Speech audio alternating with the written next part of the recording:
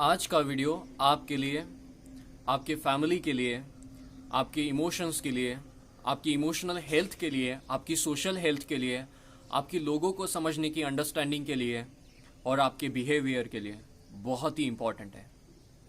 एक फैक्ट हम समझते हैं कि जो भी ओल्ड एज पर्सन है उनमें क्या होता है, वो चीज़ें भूलने लगते हैं, कन्फ्यूजन होता है, नई टेक्नोलॉजी को नहीं समझ पाते हैं, जल्दी से इमोशनली वीक हो जाते हैं, नाराज़ हो जाते हैं, गुस्सा जल्दी आ जाते हैं इनको। बहुत सी नई चीज़ें अगर उन्हें नहीं समझ में आती तो उनके अपोज में जाते हैं। हमें भी होता है, अगर हमें कोई समझ नहीं आता है चीज़ तो बहुत बार हम उसके अपोजिट में बोल देते हैं कि ये अच्छा ही नहीं है, ये सही नहीं है, ये झूठ है। ये बहुत बार होता है, मिस्टेकनली होता है। तो उनमें भी वैसे ही होता है। बहुत बार जो इजी क्वेश्चन है मैथ्स के, हो सकता है उन्होंने ये यंग एज में सॉल्व किए हो, लेकिन ओल्ड एज में वो नहीं सॉल्व कर पाते। बहुत सी चीज़ें होती है जो वो छोड़ना नहीं चाहते, जैसे अपना गांव, अपना घर, उन्हें वही अच्छा लगता है। वो शहर में जाने की इच्छा नहीं रखते हैं, या फिर उन्हें वहाँ पर अच्छा भी नहीं लगता। और उनमें हमेशा ही एक डर बना रहता है किसी कंडीशन के बारे में, किसी चेंज के लिए। और वो हमेशा से ही किसी भी बात के अपोज में ही हमें दिखने लगते हैं। और उनमें जो अंडरस्टैंडिंग है वो बहुत कमज़ोर होने लगती है। नॉर्मल कार्य करने की क्षमता है वो कमज़ोर होने लगती है, क्योंकि बहुत सा कन्फ्यूजन होने लगता है। और इसे ही हम जनरेशन गैप कहते हैं। अगर कोई यंग पर्सन है और ओल्ड एज पर्सन है, अगर उनका बच्चा ही है या फिर पोता है, और वो पोता कुछ नई चीज़ करता है, अच्छी भी है बुरी है वो हम नहीं देखेंगे, लेकिन अगर कुछ अच्छा भी करता है और वो ओल्ड एज पर्सन उसके दादाजी है तो वो नहीं समझ पाते हैं, तो वो हो सकता है उनका अपोज करे। हो सकता है नई जो कल्चरल चेंजेस है सोसाइटी में आते हैं उसका वो अपोज करे, नई जो बातें होती है उनका वो अपोज करे, उनसे एक डर व्यक्त करे और उनके बच्चे को, पोते को उससे दूर रहने के लिए फोर्स भी करे।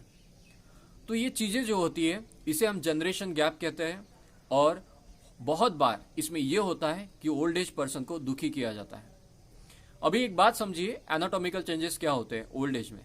ओल्ड एज में हमारी बॉडी में डीजनरेशन बढ़ने लगता है, यानी सेल्स की डेथ होने लगती है और रीजनरेशन की प्रोसेस जो है ये स्लो होने लगती है। पुनर्निर्मिति जो है ये कमजोर होने लगती है। पुनर्निर्मिति बहुत ही आवश्यक है बॉडी सेल्स को रिपेयर करने के लिए, नई सेल्स को बनने के लिए, बॉडी में और ज़्यादा ऊर्जा मेंटेन रखने के लिए। तो ओल्ड एज में ये सब कुछ स्लो होने लगता है, इसीलिए हड्डियां टूटती है तो जुड़ने के लिए बहुत कठिन होती है या फिर जुड़ती भी नहीं है। ओल्ड एज में अगर कुछ इंजरी होती है, बुढ़ापे में अगर कुछ इंजरी वगैरह होती है, वो फिर से ठीक होने के लिए बहुत समय लगता है। उसी की तरह हमारी ब्रेन में भी सेल्स है, न्यूरॉन्स जो है, नर्व सेल जिसे हम कहते हैं। ये सेल्स बहुत ही सेंसिटिव होती है और इनका नेटवर्क हमारे ब्रेन में होता है। बहुत सी न्यूरॉन्स हमारे ब्रेन में है, करीब करीब 90% ब्रेन तो न्यूरॉन्स से भरा पड़ा है। इन न्यूरॉन्स का नेटवर्क ही रिस्पॉन्सिबल है हमारी थिंकिंग के लिए, लर्निंग के लिए, मेमोरी के लिए, इंटेलिजेंस के लिए, उसी के साथ बॉडी फंक्शनिंग के लिए, बॉडी मूवमेंट के लिए। तो ये सारी चीज़ें न्यूरॉन्स के नेटवर्क की वजह से होती है और उन न्यूरॉन्स के नेटवर्क में ही हमारी मेमोरी होती है। लेकिन ओल्ड एज में ये न्यूरॉन्स का डिजनरेशन होने लगता है, कमजोरी आ जाती है ब्रेन की फंक्शनिंग में।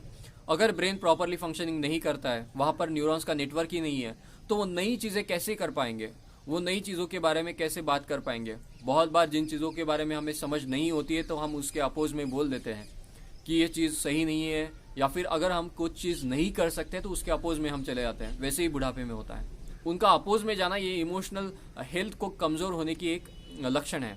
वो होता भी है क्योंकि इमोशनली स्ट्रांग होने के लिए हमारी बॉडी में उतना एक फ्रेशनेस, उतनी नई सेल्स होनी चाहिए, लेकिन उनमें डिजनरेशन है।